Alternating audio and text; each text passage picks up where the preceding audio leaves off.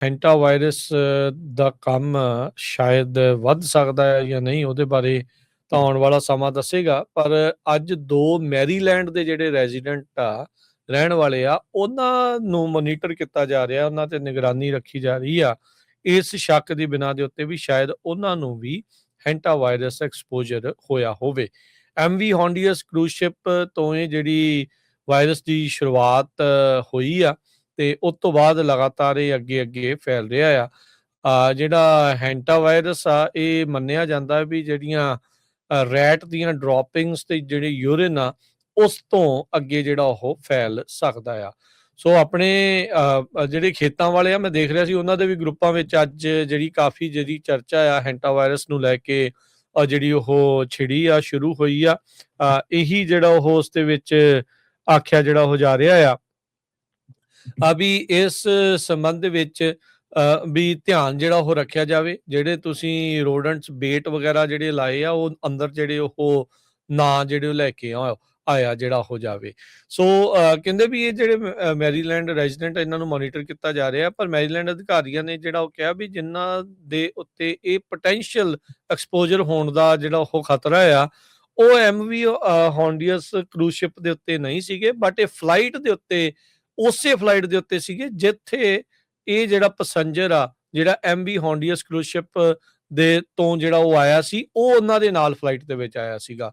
ਸੋ ਹੁਣ ਹਰਜੋਤ ਸਿੰਘ ਜੀ ਜਿਹੜੇ ਵੀ ਉਸ ਫਲਾਈਟ ਦੇ ਵਿੱਚ ਹੋਣਗੇ, ਉਹਨਾਂ ਦੇ ਉੱਤੇ ਵੀ ਜਿਹੜੀ ਹੁਣ ਨਜ਼ਰਸਾਨੀ ਜਿਹੜੀ ਉਹ ਰੱਖੀ ਜਾ ਸਕਦੀ ਆ ਵੀ ਕਿਤੇ ਇਹ ਜਿਹੜਾ ਉਹ ਫੈਲਿਆ ਨਾ ਹੋਵੇ।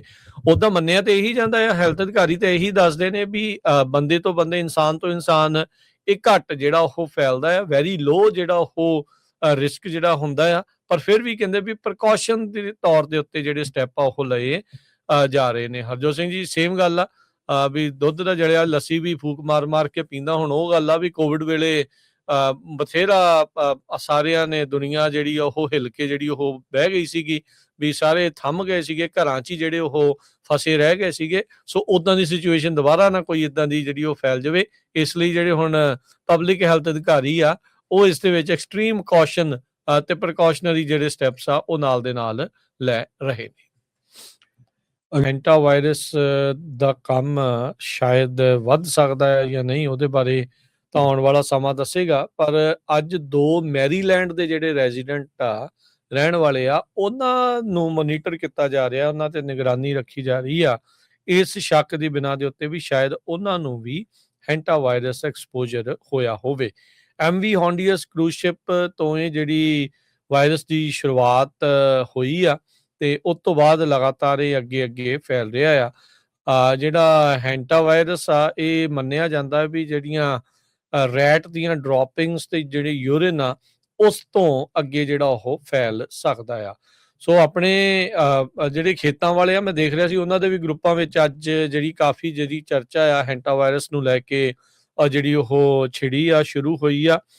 ਇਹੀ ਜਿਹੜਾ ਉਹ ਉਸ ਦੇ ਵਿੱਚ ਆਖਿਆ ਜਿਹੜਾ ਉਹ ਜਾ ਰਿਹਾ ਆ ਵੀ ਇਸ ਸੰਬੰਧ ਵਿੱਚ ਵੀ ਧਿਆਨ ਜਿਹੜਾ ਉਹ ਰੱਖਿਆ ਜਾਵੇ। ਜਿਹੜੇ ਤੁਸੀਂ ਰੋਡੈਂਟਸ ਬੇਟ ਵਗੈਰਾ ਜਿਹੜੇ ਲਾਏ ਆ, ਉਹ ਅੰਦਰ ਜਿਹੜੇ ਉਹ ਨਾ ਜਿਹੜੇ ਉਹ ਲੈ ਕੇ ਆਇਆ ਜਿਹੜਾ ਹੋ ਜਾਵੇ।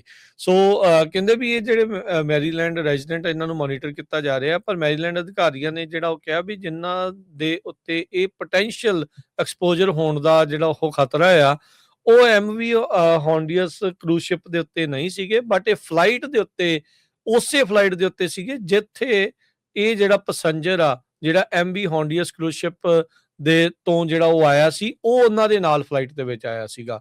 ਸੋ ਹੁਣ ਹਰਜੋਤ ਸਿੰਘ ਜੀ ਜਿਹੜੇ ਵੀ ਉਸ ਫਲਾਈਟ ਦੇ ਵਿੱਚ ਹੋਣਗੇ, ਉਹਨਾਂ ਦੇ ਉੱਤੇ ਵੀ ਜਿਹੜੀ ਹੁਣ ਨਜ਼ਰਸਾਨੀ ਜਿਹੜੀ ਉਹ ਰੱਖੀ ਜਾ ਸਕਦੀ ਆ ਵੀ ਕਿਤੇ ਇਹ ਜਿਹੜਾ ਉਹ ਫੈਲਿਆ ਨਾ ਹੋਵੇ।